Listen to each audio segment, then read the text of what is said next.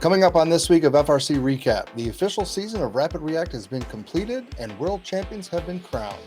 We'll give you the recaps of all 6 divisions and then recaps and discussions of Einstein round robins and finals with Tyler and Nick Jr. If you're watching live, we have a couple of giveaways from Andy Mark and the Thrifty Bot. Get ready for FRC Recap Championship Edition. Your destination for first content, updates, and gaming. Welcome to the fun. First Updates Now is supported by Stryker Careers. If you're a college student or recent graduate looking for an incredible internship, take a look at Stryker. Stryker provides a housing stipend, great pay, and an opportunity to work with state-of-the-art medical technology equipment. Discover why so many First alumni are coming to Stryker for their internship or career at careers.stryker.com. First Updates Now is supported by Kettering University. Kettering University hosts 3 co-op employment fairs each year for incoming and current students. Participating in the co-op employment process at Kettering is a great way to begin turning robotics experience into a professional career to earn money towards graduating debt-free. If you are a senior, it's not too late to apply at kettering.edu/apply.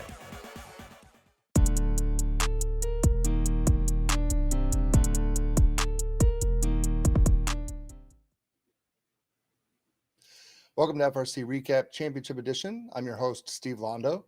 Most of us are back and experiencing the recovery of championships, but we're here to give you a breakdown of each of the 6 divisions and then break down the Einstein round robin and finals with additional discussion on the matches. Let's get right into it. Our first division is Carver, and Ari is here to give us an overview of the division and break down playoffs. Ari, welcome. How'd it go on Carver this weekend? Yeah, so we're starting off strong in the Carver division. We'll look at the 76 teams that took to the field to carve out their place at the first championship. They came in with a 36.6 average OPR, and they headed out with an average qual match score of 92.87. Carver's teams really rose to the occasion and gave us some great match play throughout champs. Our predicted top locks in this division basically ended at 1323 Madtown Robotics and 1690 Orbit. They had far and away the cleanest play, the highest proven output, and the wins to back it up, but many teams would be able to lift off into their rotation. The question of the week would hold, though.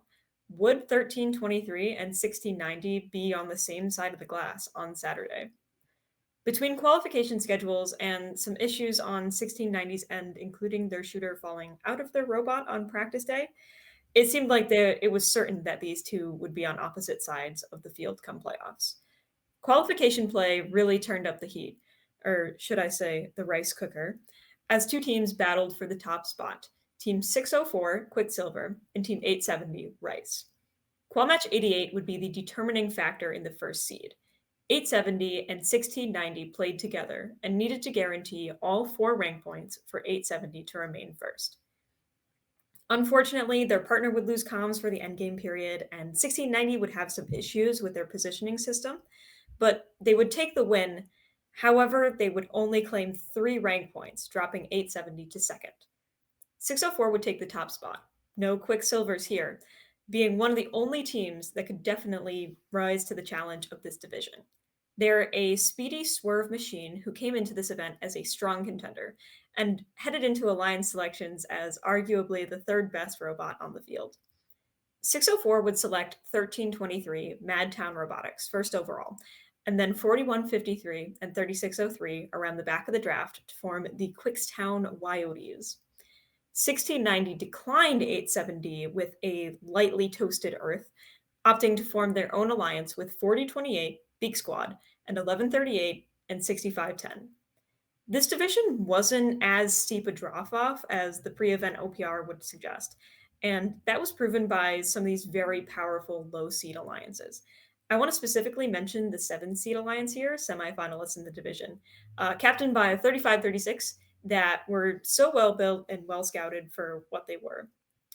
However, it would be the 1 and 3 seeds that would meet in finals, fulfilling the prediction that 1323 and 1690 would face each other from opposite sides of the glass. In the first match, the Blue Alliance pulled a very interesting 2D1-0 strategy, where 1690 would shoot while 4028 and 1138 played stellar defense on their opponents. Red took almost the opposite route, playing a 201D strategy that would ultimately come out on top. The next match, Blue changed their strategy. and 4028 would be pulled back to offense. And 4028 popped off here, giving the Blue Alliance that push to bring this match as close as it was going to get. Side note here, but 4028's auto in these matches was one of those like hide the two opponent balls behind the funnel in the middle, which was such a great compliment to 1690's 5-ball auto. I think they complemented that alliance so well, and they were such a good pick for them. Anyway, despite the crazy close match, coming in at a 1-point differential, 1138 missed their traversal climb, and Red had absolutely perfected their match synergy and took the match by a single point. 604 and 4153 played a great match here, drawing the defense away from 1323 while making shots when they could. The Alliance just clicked this match and would take that onto the Einstein round robin rounds. And no spoilers for that yet. You have to stay tuned for our recap of that. But congrats to our division champs, 604 Quicksilver, 1323 Madtown Robotics, 4153 Project Y, and 3603 Cyber Coyotes. Also, special shout out to our engineering inspiration winners, 3928 Team Neutrino from Ames, Iowa, and our rookie all-star, Tecmileno Deros from Durango, Mexico.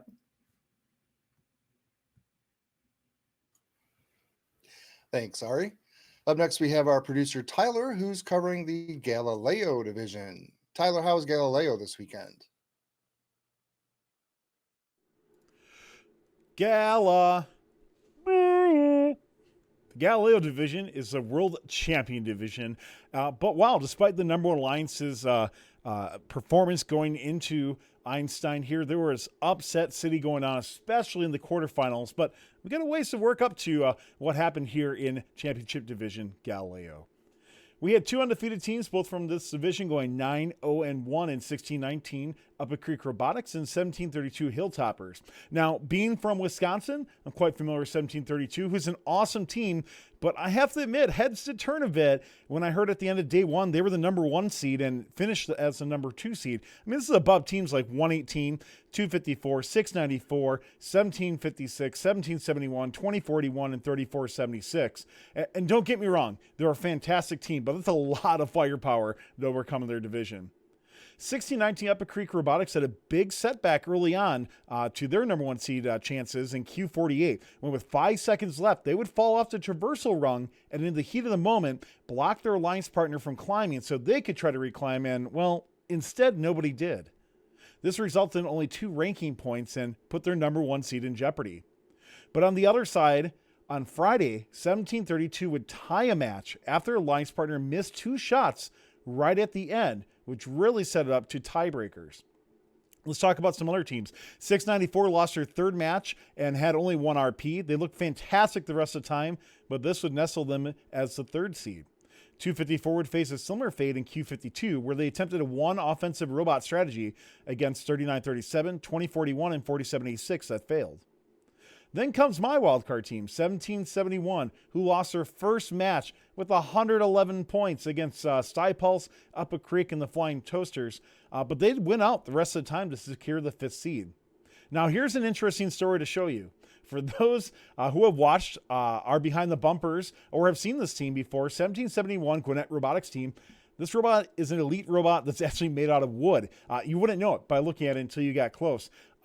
But unfortunately for them, humidity kicked in quite a bit, and overnight they came back to a robot whose wood was starting to swell and actually impact performance. So they made a makeshift dehumidifier on the robot, which sucked out a full pound of water. Alliance selections were a lot of fun. 1619, unsurprisingly, took 254 as the number 1 pick. 1732 picked up 118, who was the 7th seed, which then became 6 after 254 was taken. And I think it was a little surprising on both ends that was the way things went. 694 would pick up 2041, the Robotics. Interesting pick for that great climber, of course, as well, too, and a good performing machine, but we'll talk more about that later. 1771 pick up 2168, Aluminum Falcons. 3937 Breakaway would take 364 Fusion. Code Orange would take Argos, who is one of my top picks. 2586 Copperbots out of the UP or Upper Peninsula, Michigan would take Bedford Express. And 2687 Team Apprentice, who's a duplicate robot at 2468, Team Appreciate would select 3970 Duncan Dynamics. Well, number one seed didn't face a whole ton of opposition here. The closest match by far was in semifinal 3, the score of 118 to 105, but they would win the division in 6 matches. We'll talk a lot more about this alliance later on, so I want to talk about some of the big upsets and a lot of the drama that happened in the quarters. First off, the number 2 alliance, the 1732, 118, 1816, and 316, would win their first match against the number 7 alliance at 2586, 1023, 2590, and 5114, but would lose the next two. With a huge match, by the way, 306 points combined, losing with a score of 156 to 150, and then lost the third match, knocking the number 2 seed out. The number 6 alliance would once again see an old rivalry of 1756 versus 2041. And once again, after beating them in 2 regional finals, 1756 would win over, but get this, only by 1 point in both matches to advance onto the semis and beat the number 3 seed. Their alliance captain, 3476, looked fantastic, along with 846 and 498. They'd advance to the finals after beating the number 7 alliance on just 2 matches in the semis. The number 1 alliance would square off against number 6 in the finals, but the gaps were pretty decent with scores of 150 to 129 and 154 to 126. Focusing on finals number 2, 3476 would play a bump and run defensive strategy, scoring in between, while 1756 and 846 would focus on offense, but it just wasn't enough. It was a great effort, but just not enough to overcome the number 1 alliance. So congratulations to the number 1 alliance, who would be go on to be world champions. Of course, we'll talk more about this once we get into round robins and finals. But congrats to them: 1619 Upper Creek Robotics, 254 to Cheesy Poofs, 3175 Night Vision, and 6672 Fusion Core.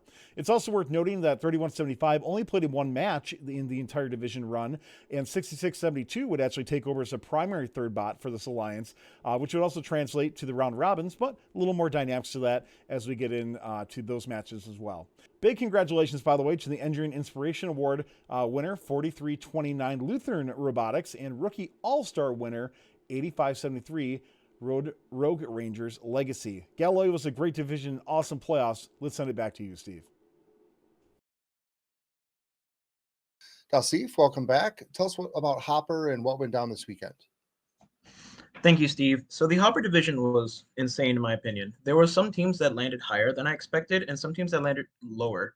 So let's just jump right in. So with 75 teams, we had 125 qualification matches, but during those matches, we had the highest scoring qualification matches minus penalties, according to the Blue Alliance, of a score of 189. And this happened twice in the division. So the first qualification match that had happened was qualification match 23, with this winning alliance being by Team 624 Kryptonite, Team 3538 Robo Jackets, and Team 180 Spam. And the second time it happened was during qualification match 111, with the winning alliance be by Team 2883 Fred, Team 1706 Ratchet Rockers, and Team 1678 Citrus Circuits. Now, let's just head into alliance selection. So, ranked 1, we had Team 1706 Ratchet Rockers, and they picked their highest scoring qual match alliance partner, Team 1678 Citrus Circuits, who was ranked 3rd in the division. They also picked 5454 Obsidian, Team 4213 Metal Cow Robotics as their 2nd and 3rd pick, respectively. For the second seed alliance, we had Team 4499, the Highlanders, who picked Team 148, the Robo Wranglers, who ranked 26th, which is one team that ranked lower, much lower than I thought they would before World started. They also picked Team 4522, Team Scream, and Team 2614, Mountaineer Area Robotics, as their 2nd and 3rd pick, respectively. Now, playoffs had 2 upsets, so let's jump right in. In quarterfinals is where the 2 upsets happened, so let's start with the first upset.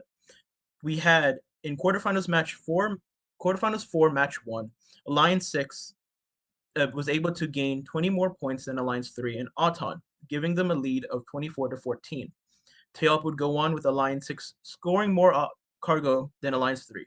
Now during endgame, Alliance 6 had 1 traverse and Alliance 3 had 1 traverse and 1 high, but that wasn't enough, ending the match with a score of 156 to 113 in the favor of Alliance 6. Quarterfinals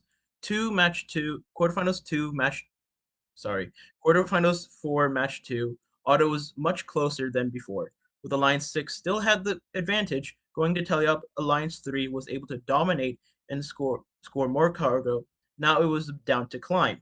The score was 114 to 104 in favor of Alliance 3 without climb points. Alliance 3 was able to get a high climb, and Alliance 6 was able to get traverse and high, allowing Alliance 6 to win with a score of 137 to 124. Now, the second upset in the division, in quarterfinals 2, match 1, both alliances were able to have a tied game out of auto 34 to 34. IntelliUp Alliance 5 was able to get 16 extra cargo points than Alliance 4.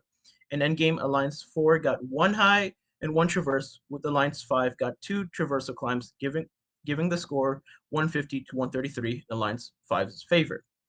In match 2, Alliance 4 was able to get 4 extra auto points with a score of 38 to 34 out of Auton. IntelliUp this time Alliance 4 was able to dominate in cargo points. Endgame was the same as match 1, but this time Alliance 4 came with the win, 169 to 134.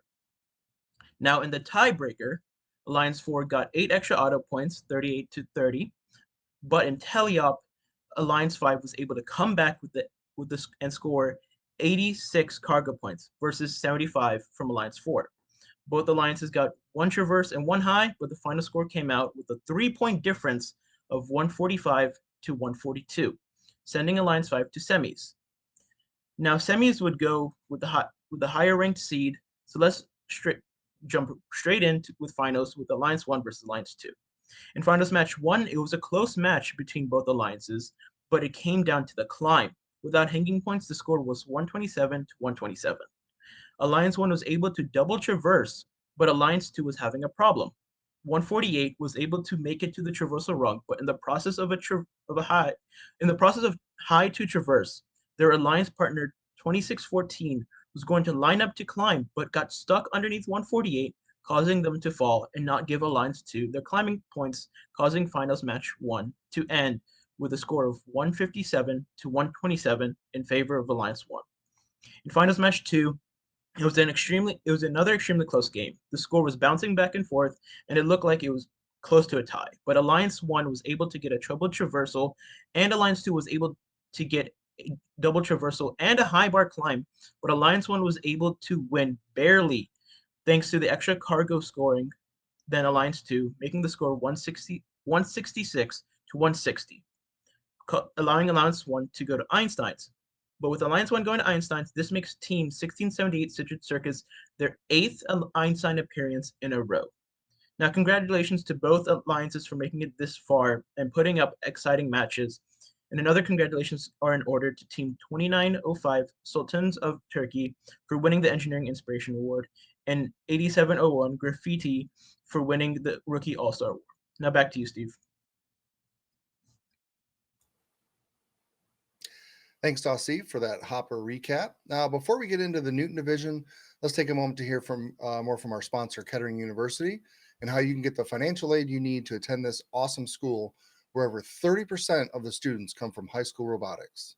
When I was considering where to go to college, one of the biggest things for me was figuring out how I was going to be able to pay for college. And it wasn't really until I came to Kettering to one of the Dog Days of Summer events that I figured out how I was going to be able to do that. And it was actually because of this senior chemical engineering student. She was getting ready to graduate, and she had told me about all of her phenomenal experiences, both on co-op and here on campus. But more importantly, she told me that she was going to graduate debt-free.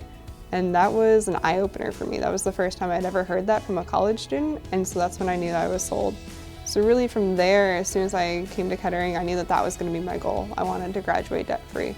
And I did that through a variety of ways. First, of course, the co-op experience was a tremendous help, but I even looked at ways to work here on campus. So I was a federal work study student. I worked in a variety of organizations, and that not only gave me the extra funds, but also different opportunities to meet people and understand our resources here at Kettering. Also looking at scholarships not only here at Kettering University, but even from my hometown and other sources, all of this cumulatively helped me to graduate debt-free.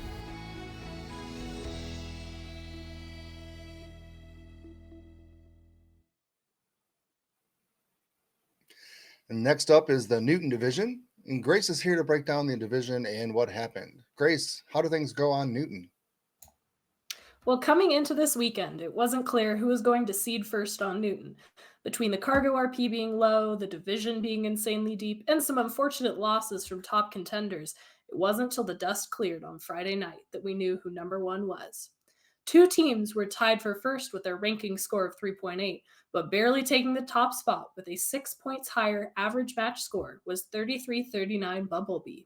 The top few spots were taken by teams like 29-10, 21-22, or 111 that we all expected to be up there.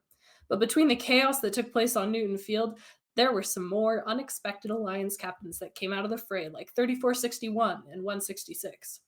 At the crack of dawn Saturday morning, Alliance selections yielded few surprises, unless you were expecting the teams to pick purely based on rankings.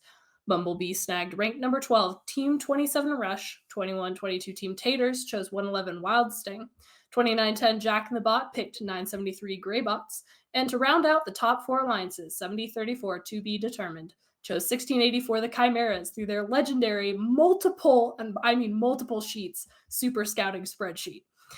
Quarterfinals played out with all the top four alliances moving on, but it wasn't a completely smooth road to get to that point. 70-34's number 4 alliance took it to 3 against the number 5 alliance before beating them out in a nail-biter.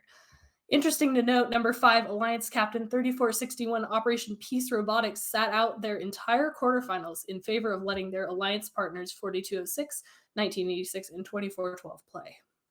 The numbers 1 and 3 alliances had fairly straightforward wins over 8 and 6 respectively.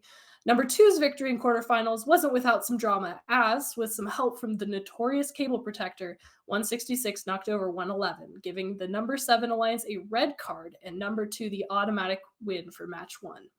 Number 2 came back and won the second as well, moving them on to the semifinals. Semis were where the surprisingly evenly matched top 4 alliances had to face off to determine who was going to represent the field in the finals and ultimately on Einstein. And it was brutal. First, the number 1 Bumble Rush Eagle Circuit Alliance faced off against the number 4 To Be Strange Chimera Revolution. It all seemed to be going well in auto for the Red Alliance until 1787, the Flying Circuits seemed to be in the land of Spain without the A, spinning around unless their driver fought it. Despite that, they were able to get a few shots off, and their alliance, number 1, suffered a close loss just by a deficit of cargo. Match number 2, 1787, was subbed out for 114 Eagle Strike, but in a series of unfortunate events for the number 1 alliance, 3339 sat motionless during auto, and then ran only defense on blue. Unfortunately for number 1, that defense wasn't enough to stop blue's barrage of cargo, as the number 4 alliance upset number 1 by dominating the cargo points. On the other side of the bracket, the number 2 Wild Tater Charger Bionics faced off against the number 3 Grey Jack Driven Torch. Both alliances had heavy cargo firepower, and as the buzzer rang at the end of the first match, cargo points were roughly equal. What put the number 3 alliance on top was their ability to have all 3 robots in the air, while 3005 took a nasty fall, putting number 3 30 points ahead of number 2. Match number 2, 3005 was subbed out for 4909. It was a much closer race this time, but the match was won in auto as number 3 came out with an 8-point lead. With that and an advantage on hanger points, number 3 upset number 2, meaning that a very rare sight this season came to be. The whole Blue Alliance side of the bracket were the victors. Finals saw number 3 versus number 4, and the first match was tight to start out with, number 4 having the advantage out of auto. However, between the scoring power of 973 and 2910, plus the tenacious defense of 1730, the number 3 alliance pulled out the victory by 19 points, outscoring in both cargo and the climb. Match number 2 of finals saw number 4 have a slight advantage out of auto, but that quickly disappeared as 2910 and 973 sprang back into action. With about a minute left, things looked like they might turn against the number 3 alliance, as 5804 sat disconnected on the field after some heavy pushing. However, their cargo lead was enough that even with just 2 live robots, the number 3 alliance was able to pull the victory in match 2 and take home the Newton Division winner's banner. That number 3 alliance, captained by 2910 Jack in the Bot with 973 the Greybots, 1730 Team Driven, and 5804 Torch, went on to represent Newton well on Einstein. And I want to recognize the finalist number 4 alliance of 7034 To Be Determined, 1684 the Chimeras, 1710 the Robotics Revolution, and 1533 Triple Strange for giving the winners a run for their money and helping create one of the most engaging playoff rounds I've ever seen. Huge congratulations go also to our rookie all-stars, 8711, the Midnight Ostrich Runners, and to the Engineering Inspiration winners, 2096 Roboactive. In summary, Newton was really anyone's game. There was such a depth to the field that every match, even qualifications, were exciting to watch. It says something that number 3 came out on top, and it was no fluke. Newton was just that good. Back to you, Steve. Thanks, Grace. Yeah, Newton was a lot of fun to watch. Obviously, I spent most of my time over there watching because my team was there, and I'll take this silver medal any day of the week. It's no shame in losing to 2910 and 973, that's for sure. Up next, we have Brian, who's bringing us the happenings from the Roebling division. Brian, it's good to meet you in person while you're emceeing the Carver and Newton fields. Tell us what happened on Roebling. All right, robot fans, welcome to the Roebling division. It is time to do our recap. Going into champs, this division wasn't the scariest to be in, but it certainly was no slouch. We had 76 teams total here from 6 countries represented in the division with a lot of big names from this season. From the Netherlands, you had Team 4481, Team Rembrandts. From Texas, you had 3310 Blackhawk Robotics from FIT Mercury, and then you had 6800 Valor from also First in Texas Championship, who just won. From California, you had 5940 Team Bread. You had from PMW, you had 4488 Shockwave. From First in Michigan, 67 the Hot Team. From New England, the Mechanical Advantage, Aces High. This division was absolutely star-studded with so many big names across the world ready to battle it out to have a chance to make it to Einstein. It was a metaphorical bloodbath on Roebling. The first match to play had 6,800 and 3310 on the same alliance to open up with a big time score of 143 points with their alliance partner, 3197, the Hex Hounds.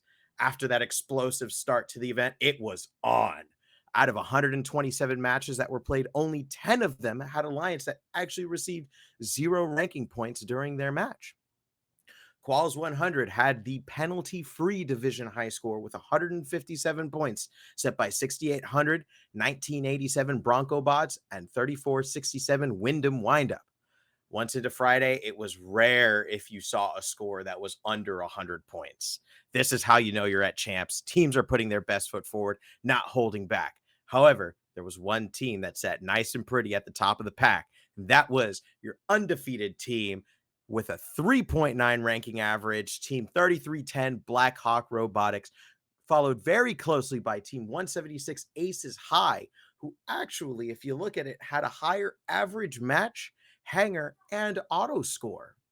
Their first pick of the number 1 seed, 3310, is a perfect example as to how deep this field went when you had to go outside of the top 25 to find a team that had a lower than 3.0 ranking score. They picked 9th ranked team 67, the Hot Team, as their first pick, then snagged 30th ranked team 4451 Robots Garage, who just won Smoky Mountain, and finishing off their alliance with 3539, the Biting Bulldogs, who just won the Michigan State champs. The heck's going on here? They go into the quarterfinals and go up against the 8th seed alliance of 2075 Enigma Robotics, 5712 Hemlock's Gray Matter, 4024 Cybertribe, and 5913 Patriotics in an extremely close quarterfinals first match. These two alliances were neck and neck. This is something that you would rarely ever see with a number 1 seed and a number 8 seed being so close, with the final score of going 127 to 124, and then a little bit more of a gap pulling away in the second match of 137 to 120. However, on the other side of the bracket, the number 1 seed alliance did not know that their big opponents were going to be the 3rd seed alliance. Heading into semis, the number 1 seed shows why they are the number 1 seed going up against the 5th seed alliance of 2531 RoboHawks, 7407 Wired Boars, 4362 CSPA Gems, and 41 Robo Warriors. They won semis with the division high score of 173 to 135 in match 1 and 156 to 116 in match 2. Alliance 3 also came out victorious on the other side to meet the Titanic number 1 seed. The number 3 seed alliance consists of 5940 Bread as the alliance captain, First pick, 22nd ranked team and star-studded 63-28 mechanical advantage. Second pick, 24-71 Team Mean Machine from the Pacific Northwest. And third pick, 35-34 House of Cards. The finals went crazy with these two alliances going back and forth. The first match starts off in a big way with the third alliance only leading by 4 points coming out of auto. The live scoring showed neck and neck swapping with blue and red, just going back and forth all the way up until the last 15 seconds, where a triple traversal achieved by the Red Alliance, hanging barely by a thread by Team 3310. However, it wasn't enough, and Blue was able to eke it out by 6 points thanks to 112 cargo points, 166-160. Going into the second match, we see a tie game coming out of auto where both alliances get to work big time. It stayed even all the way up until the end of the match, where Red was finally able to gain some ground with 74 cargo points, even across hangs, 146-126 into match 2. And now we're in a tense rubber match. Coming out of auto, it looked like Red had this in the bag, 38-30. But Blue came in and decided to play big time, turning on the defense switch, slowing down that Red Alliance, scoring 12 more cargo than them. 2 red robots hang from the traversal, and only a blue robot is credited for the high bar. However, after penalty points, the number 3 alliance comes out victorious, 120-116. Congrats to all teams on a hard-fought and well-played division finals and across the division, and an even bigger congratulations to 59-40, 63-28, 24-71, and 35-34 on the division win and heading into Einstein. Also, give a big congrats to Team 2341 Sprockets on their Champs EI win, and 1511 Rolling Thunder on the Championship Chairman's Finalist Award win. Back to you, Steve.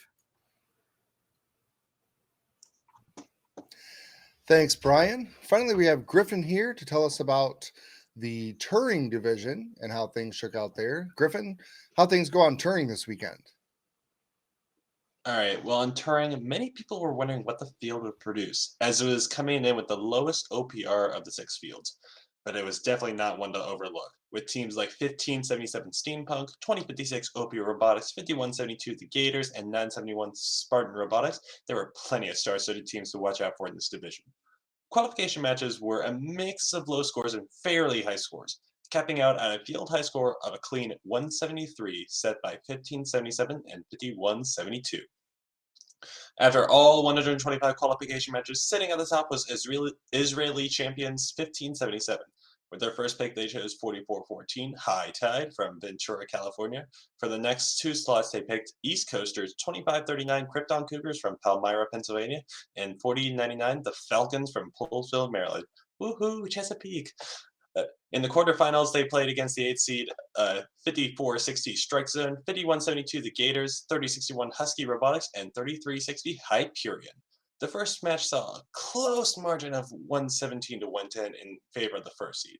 In the second match, they decided to swap out 2539 for 4099 to test the waters, and the Falcons really proved what Chesapeake defense is all about, giving the win to the number 1 seed 134-97. This time I saw much of the same, as 1577 was slippery under defense and 4099 was laying the defense on thick on the number 5 seed, earning them a spot in the finals. On the other side of the bracket was the number 2 seed with captains 971 Spartan Robotics from Mountain View, California. With the reverse pick, they chose 125 Neutrons from Boston, Massachusetts, and then rounded out the alliance with 3655 Tractor Technicians from Mason, Michigan, and 1741 Red Alert from Greenwood, Indiana. The quarterfinals went well for them, as the number seed attempted to run a triple offense strategy that wasn't quite able to get over the shooting power and defense capabilities the number 2 seed had. In the semis, they faced the 3rd seed of 2468 Team Appreciate, 2056 OP Robotics, and 8D33 Highland Robotics. While the number 2 seed won match 1, they faced some heavy defense from the ever-changing rotations of 2468 and 2056. And with a missed climb from 3655, the win went to the number 3 seed for match number 2. For the tiebreaker, the 2nd seed sub 1731 for 3655, and even though the defense was very strong for the number 3 seed, just wasn't enough, as the number 2 seed won by a difference of 6 points in a really close match. The final saw 1v2, two amazing alliances that fought hard to get here. Match number 1 started out with 125 playing defense against 1577 and 4099 hunting after 971. The match ended with the number 1 seed being able to make more shots through the defense than the number 2 seed, ending with a score of 156 to 117. The second match saw much of the same and a sudden change in strategy mid-match when 971 seemed to have shooter issues, giving the number 1 seed the win against 148 to 124. Huge congrats to the winning alliance of what I have dubbed the steamed forces of nature, and a big congrats to the EI winners 5985 Project Bucephalus from Wollongong, New South Wales, Australia, and to Rookie All-Stars winner 8708 Overly Complex, do not ask me to spell this, from Dumbarton, New Hampshire.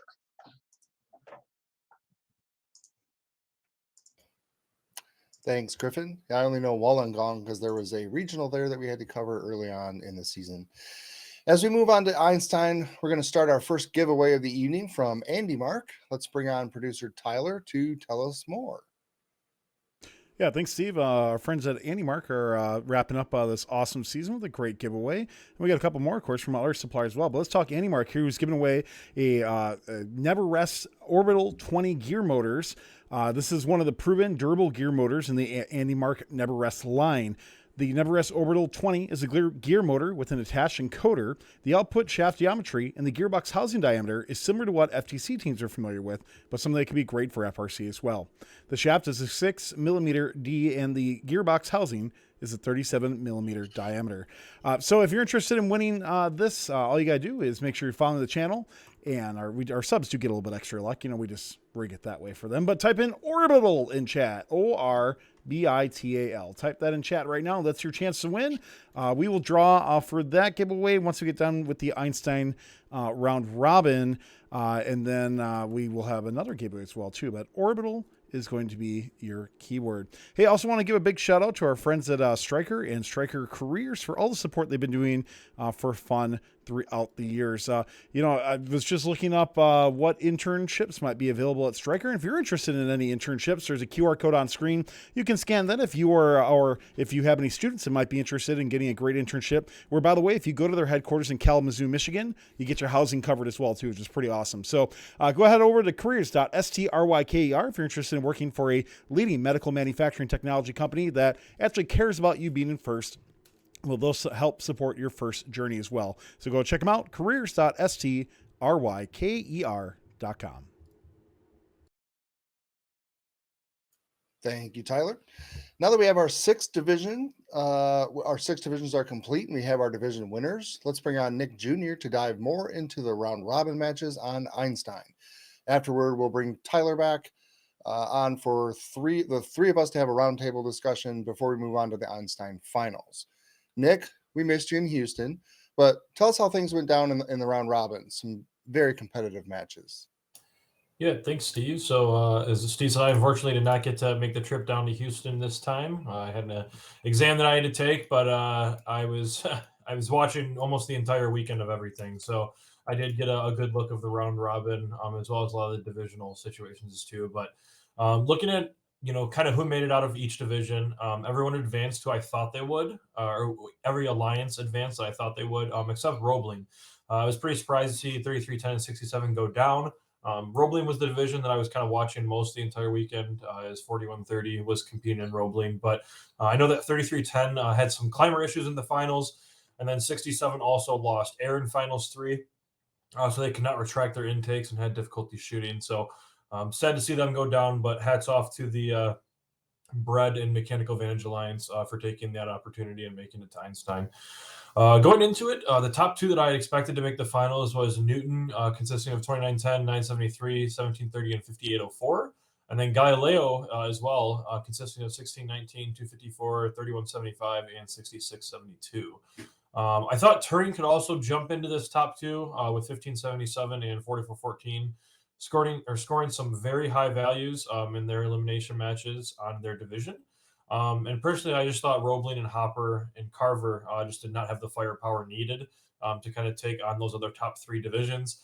If anyone was going to make it out of the three that I just mentioned, I thought it would be Hopper, because 1678 just added their eighth Einstein trip in a row to add to that streak. They're very well versed in the Einstein situation. I thought if anybody was going to maybe able to be pushed past that, I thought it was going to be that Hopper Alliance. But starting with match one, we had Carver versus Turing, which was the lowest combined match score and the two lowest scores on Einstein. So they had to break in the field for the rest of the round robin and get people used to it. Jumping to the second match, we had Galileo versus Roebling, and man, did those scores jump up from the first match. Galileo came out and won match two, 164 to 122. Now, I'm not going to jump into each match here, but I'm going to provide more of an overview of the round robin. So Galileo had a mix of triple O, as well as two offense and one defense. Roebling mainly focused on the two offense, one defensive strategy.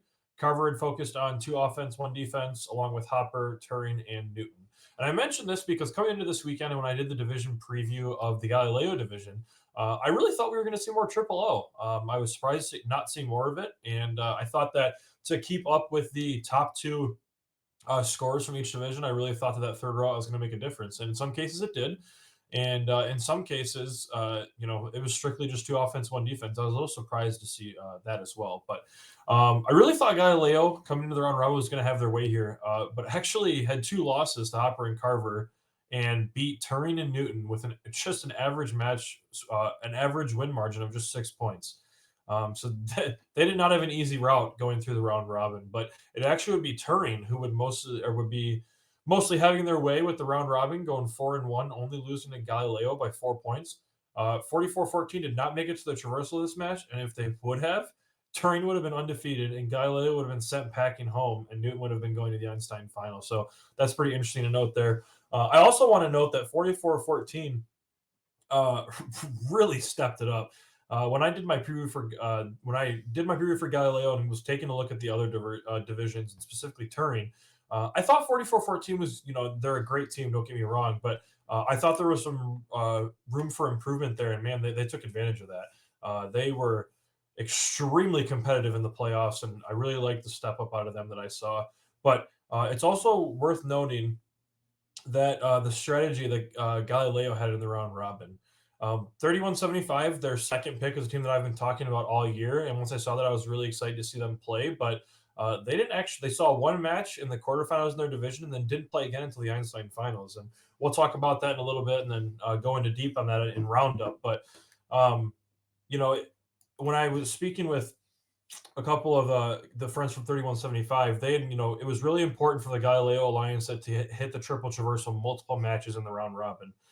Because they wanted to have the tiebreaker ahead of everybody else because the first tiebreaker was hanger points. And it came in to help for them. It ended up would be Galileo at 3-2 in the second rank, and they had the most hanger points out of every other division. So, it was super important for them to hit that triple traversal every match. That way they did not have to bank on winning every single match, and that they would have the tiebreaker. So at the end of the round robin, it would be Turing who would take the number one spot with a 4-1 record and 8 champs points. And then coming to the second spot, it would be Galileo with a 3-2 record and 6 champs points with a 200 hanger point score. In the third spot, it would be the Newton Alliance, who honestly was my favorite to make it over Turing, and I was surprised to see them not make it. But they came in with a 3-2 record as well, but only at 151 hanger points to the 200. Carver came in fourth with 604 and 1323 with a 2-3 record with 4 champ score points. And then Hopper came in fifth with 1706, 1678, 5454, and 4213 with a 2-3 record.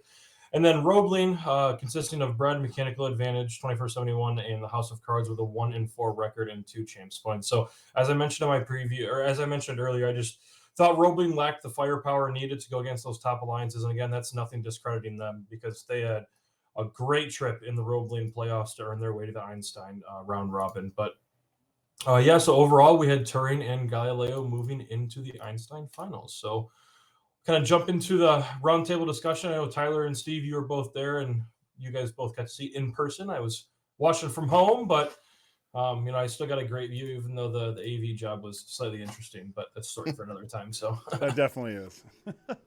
Yeah. Steve, why don't you go first, man? A little bit about round robin, then I'll jump in.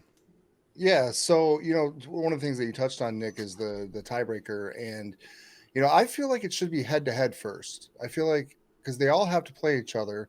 If there's a tie, whoever won that match versus each other should get that step up. And then if there's for some reason still a tie, then you take it to hanger points or average match score. I'm fine with either one of those personally. And looking at it, Newton and Galileo were tied, but that hanger point difference, I mean, there's a 37-point difference between Exactly. Galileo and anybody else in there. So that was a great strategy by them to make sure that they were ensured the finals spot on Einstein if there was a tie. And this was one of the most competitive Einstein, round robins that I remember, and I've only been around since 2016, so 2015. And if we move back to 2 championships, we're never going to see an Einstein this competitive again. The game is partially though why we also saw this too, right? You had 2 elements. You shoot balls and you climb at the end, right? So I think the game itself mixed with 1 champs is what made this so competitive and so close. And why we saw, I think, so many upsets on the division level as well too. Oh yeah. Yeah, and just worth noting too, I know, Steve, you mentioned the head-to-head thing, and I completely agree with that. But I did want to note that Galileo did beat Newton in the round robin 134 to 126. So in this case, it wouldn't have mattered. It wouldn't have mattered. But so important to note there as well. And they got that triple climb. And I went back and watched that match too and noticed, I mean, it was really close. 1 or 2 things go differently, and it could have been a different story. And then you have Newton's going to the finals versus Galileo because they have the win over them, and they're now 4-1. So Galileo beat Newton. Yeah, Galileo beat Newton. Yeah, Galileo beat Newton, so it wouldn't have mattered. No, I'm saying I watched that match back, and it was close. There wasn't a whole lot. Oh yeah, no. So Galileo only had a 1-point advantage going into the hanger. It was, and they got that triple climb. Yep. I think they had two in the high. I think actually. So, the one thing I'll say I mean, to me, kudos to Galileo for playing Einstein correctly, right? For going for the hanger points, knowing that was the tiebreaker. I mean, you damn well sure know they knew that was the tiebreaker. 100%. For things, right? Like if you watch their strategy on how they played, that was definitely very, very obvious. And for some other alliances, there was 2, and I'm trying to remember which ones they were. I think it was Turing and Hopper, where there was times where they probably could have climbed to try to get those tiebreaker points, and they just didn't. And I definitely did question that. I get you're trying to win the match and stuff too, but there was a couple where they were ahead by enough where you should just be going to guarantee that climb so you get those hanger points. If you're up by 30 points in a match or something like that, going in, you should probably go climb just to make sure you got those tiebreakers as well. Yeah, it goes the same way too, right? If you're down by 30 and there's 20 seconds left in the match and you're going to lose. Yeah, go climb, right? Just go climb, because you don't know what the hell's going to happen. If, Hopper goes against Roebling and they're like definitely favored to win that match and they drop it, or, just speaking hypothetically, if they're in that spot and they drop it and you have the tiebreaker over them, you're talking a totally different situation now. Because you prioritize getting the tiebreaker in a match that you knew you were going to lose anyhow. So, but obviously, that's a in the moment call, and it's pretty complicated to do while you're trying to actively strategize to win a match too. But, and we all realize that. There are definitely some teams that have been there before, though, where I think some definitely realized it, and there's some you probably hoped they've been there a lot of times before and would have realized that a bit more. Sorry, Steve. For sure. All right, let's go ahead and let's draw for our giveaway before we get into our final matches with Steve. So our giveaway is going to be from our friends at Andy Mark and fans. Why not? So it's for the Never Rest Orbital motor. Orbital was the keyword. We will have another giveaway right after this too. But the winner for this one is going to be Mary Ziffick. Mary Ziffick, congratulations. Side note, if you have won a giveaway in the last couple of weeks, I've held those to not send to suppliers just so we could all get through championships first. So I will be sending all those out tomorrow to suppliers as well. So we'll get stuff out. Most of you had said it would come after championships anyways, but make sure you shoot me a DM. Thanks a lot to Andy Mark for all the awesome giveaways this season. Really do appreciate it. Speaking about appreciate things, let's go ahead and start our next giveaway from our friends at the Thrifty Bot. Who's giving away a $50 gift card to Thrifty Bot. So a little bit more this time. We're going to get a bunch of cool stuff, like a set of these vectored intake wheels that are super popular. So if you're interested in that, the keyword is going to be very thrifty. Ryan loves that keyword.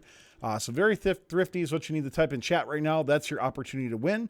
And by the way, for everybody who stopped by the meetup at Championships, thank you so much. It was great to meet some of you, and also at Championships as well too. I have definitely taken more selfies than I ever have, probably combined the entire season. It was awesome. I love doing it though. So it was so cool to meet so many people and meet a lot of friends and fans, and it was a great time at Championships. So thank you so much, everybody who came to our meetup, especially too, where we had a few giveaways as well for that. But even if you caught me somewhere in the pits or on the field, really appreciate meeting all of you. Hey, one last thing before we move on real quick. We will be starting up as we go into our off season. We will have Fun Gaming League starting back up again, probably early June, but look for some updates on our Discord. So if you want to do some esports gaming with people who are in first, it's totally free. We're going to be working on some prizes and stuff too. So go ahead and check it out. Make sure you add the FGL role on our Discord at discord.gg/first updates now. Once again, very thrifty is the keyword for it. And Steve, why don't you take us into the finals matches on Einstein? Yeah, let's get into the Einstein finals now. So we have 44-14 High Tide from California, 1577 Steampunk from Israel, and the Alliance captain, and 4099 the Falcons from Maryland on the Red Alliance, with 2539 the Krypton Cougars from Pennsylvania in reserve, who helped secure them this finals appearance. On the Blue Alliance, we have 254 the Cheesy Poofs from California, 1619 Upper Creek Robotics from Colorado, and 3175 Night Vision from Michigan, with 6672 Fusion Corp from Irving, Texas, who helped get them on the finals on Einstein through that brutal round robin. When these two teams faced each other in the round robin, it was the Blue Alliance that squeaked out a victory, 143-139, where that triple traversal really made a difference. Those hanger points are what separated them from the pack, having 37 more hanger points than any other alliance in the round robin, like we just talked about in the discussion. In Finals 1, the Red Alliance from Turing starts off strong and autonomous. 1577 Steampunk with a 5-ball auto where 4 of them went in to that upper hub. On the other side of the field, you had 44-14 High Tide putting up and scoring 2, and then also picking up a blue cargo and rolling it under the red hanger side, which I started to see more and more from teams as the season went on, strategically moving opposing cargo to the hanger zone or the far side of the field. Meanwhile, 4099, the Falcons waited to make sure they weren't in their partner's way, and then they moved off the tarmac for their 2 points.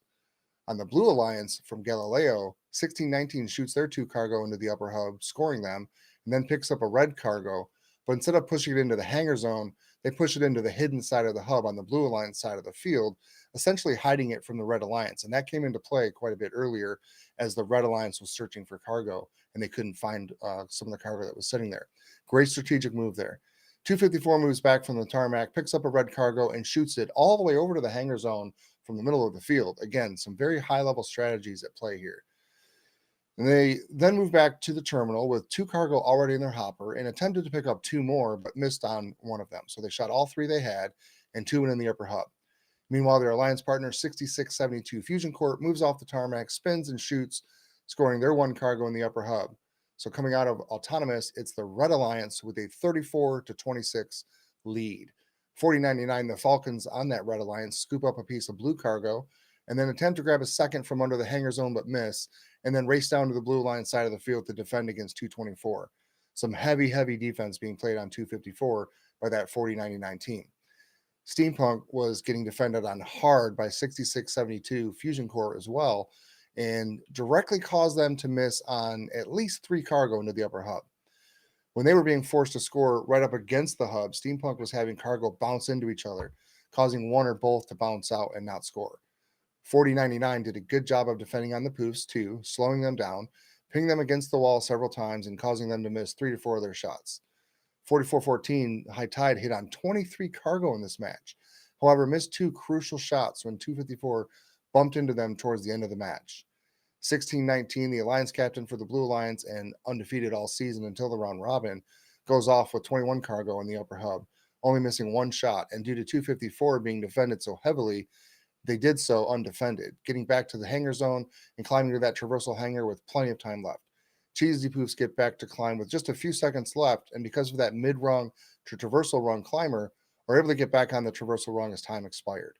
Meanwhile, for the Red Alliance, 1577 Steampunk gets back to the hangar just in time to complete a high climb of their own, with 4099 hanging on the mid rung and no traversal hangs, which means it would not be enough as the Blue Alliance takes this match 127, 126. So many ifs there. If 4414 hits one of those two shots, if 1577 hits one of the shots they missed while being defended on, or if either of those two hanging robots get up one level further, the Red Alliance wins. But as they say, close on the counts in horseshoes and hand grenades, and it would be the Blue Alliance taking a 1-0 lead on Einstein. Guys, what a match. What are your thoughts on Finals 1 on Einstein? We can start with you, Tyler. Tyler muted. All right, so I muted on both. I was muted on both ends. So, yeah, I mean, this is a match where I definitely thought that Turing was going to take this match, especially coming in the final seconds. Saw some great defense by 66-72 and also 4099 as well too. If you look at right here, like 4099 able to trap 254 inside Red's hangar a couple times. That was great play on there, and that's what I thought was going to make the difference. It just looked like they're, 254 for so long was not able to be slowed down at all. You just saw right there, causing the missed shots going to the field. So really close match, no doubt. Turing should have won this. Looking at it. Yeah, I agree. Nick? What really killed the Blue Alliance here was auto. For an alliance that was hitting 7 to 8 almost every single time, and only hitting 5 here the first time. Set them down. It's never easy being down coming out of the first 15 seconds when you're at this high of a stage and going against robots that are equally as competitive as you. Again, with what Tyler stated, I thought it was very interesting because, again, Turing should have taken this match. And once 254 got locked on the red hanger, I was like, okay, well, Turing's going to take this one. What is Blue Alliance got to do to be able to take the second one? And one thing that I want to bring up and, isn't totally, out there, but it is, was the Zebra Motion Works that was used on the Einstein field. And just looking at, there was some teams that opted out, but looking at specifically 4414's heat map on the Zebra Motion Works, they mainly focused right around the red hanger. And I thought that was a little bit interesting because I know that when they were in the round robin, at least from what it looked like, they were kind of floating around the entire field and kind of avoiding. And if you, Tyler, if you click the little eye in the bottom left corner of the screen, so if you know the main heat map right there is right around the red hanger. So I thought that was a bit of a switch up that was interesting as well to know. All right, so let's go into match number 2. What do you got for us? Yeah, so let's get into finals number 2 then. Finals 2 started off much like finals 1 did, with Turing on the Red Alliance coming out ahead by a slightly smaller margin, 34-30. For the Red Alliance, they had 7 cargo go into that upper hub and autonomous again, and the Blue Alliance had 6. The same autonomous strategy was deployed by both teams, with the opposing cargo shooting them into the corners and hiding them behind the hub. Galileo, with the 1-0 advantage in the series, moved into teleop slightly behind, but thanks to the shooting of the cheesy poofs of 254, while being heavily defended again by the Falcons team of Team 4099 and Upper Creek Robotics 1619 shooting, they were able to go shot for shot with the Turing Alliance and pull ahead briefly with a minute left to go. The Red Alliance quickly took it back, 76-73. It was the firepower of that Turing Red Alliance that showed here, though, in teleop, where the Turing Alliance scored 86 total cargo points compared to the 63 of the Galileo Alliance. High Tide scored an incredible 25 cargo by themselves in this match and even missed on 4 shots.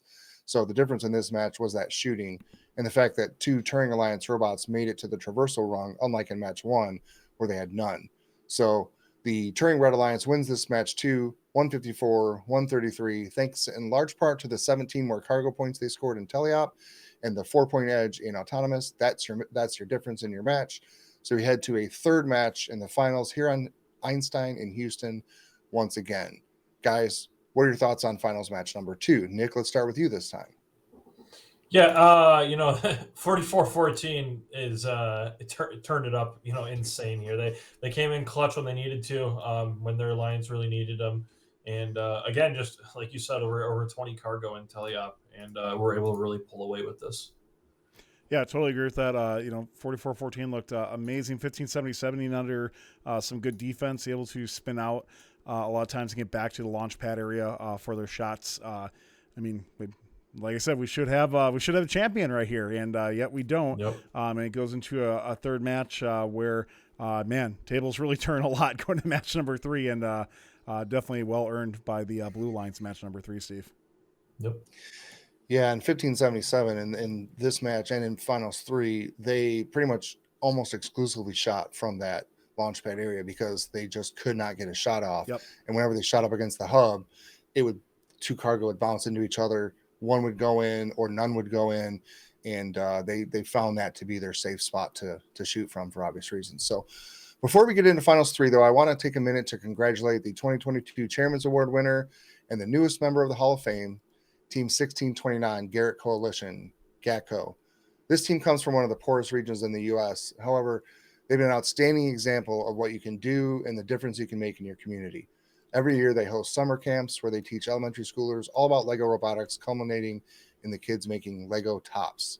This team has won an incredible 16 Chairman's Awards and were a world finalist in 2019. Congratulations and welcome to the Hall of Fame, Team 1629 GECKO. In finals 3, the Turing Alliance jumped out to their an 8-point lead, again 38-30, hitting 8 cargo shots in that upper hub, and the Galileo Alliance hitting 6.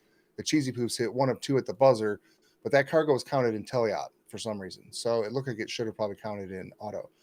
Into the said teleop mode we go, and newcomers to the finals party, 3175 was doing a great job of chasing 1577 Steampunk around the field, defending, as well as 1619 making a Steampunk sandwich for several seconds and holding them unable to shoot until they finally secured a cargo with 1 minute and 48 seconds left in the match.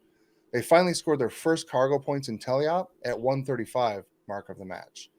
Meanwhile, High Tide 44-14 didn't shoot as well as they had in the first 2 finals matches, scoring on 19 cargo shots in the upper hub and missing on 5.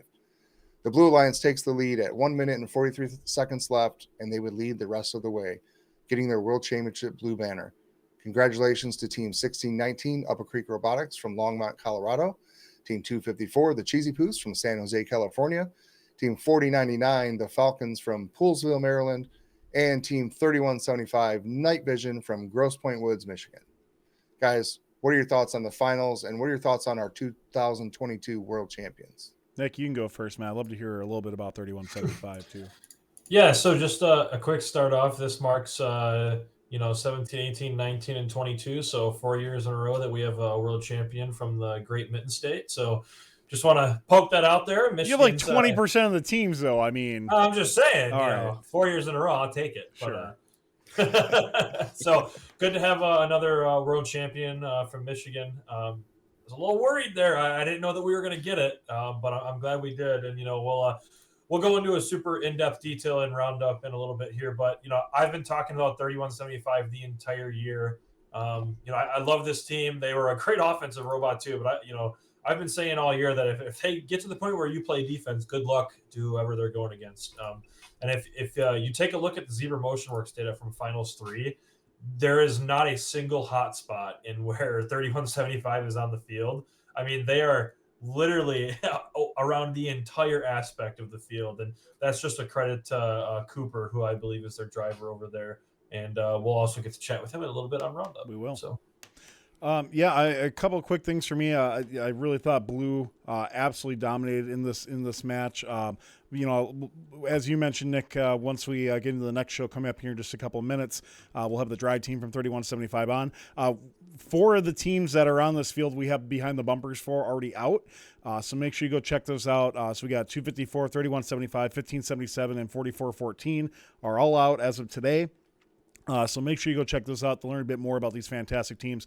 Also, a big shout out on 1619 to old fun host Clint Ott, who I believe this is his last year, and he's going into law school, I think. So to go do that, yeah. So he's been a pivotal person on 1619. So big shout out to that, and a huge shout out to 254 Cheesy Poos for now eclipsing number 5. Yeah, now eclipsing. This feels like the full separation of my generation now, where 71 was the absolutely dominant force. And when I was in high school, 71 won 3 out of 4 championships when I was in high school. Insane. But 254 now with 5 championships is now the leader. They are the dominant force in first and continue on through this well. So really, really cool for that alliance. Both these alliances, when it gets to Einstein, we all have friends in all the alliances, right? Right, exactly. So, especially us who don't have a team in the race anymore, or we're already eliminated, we wish the best for everybody who was on it. It was a absolutely phenomenal robot finale overall. Yeah, and I believe number 5 is when the Dynasty talk starts to hit. So I believe not that they hadn't before, but 5 World Championships, I think they've officially cemented the Dynasty in the FRC community. So Yeah, I think that's fair.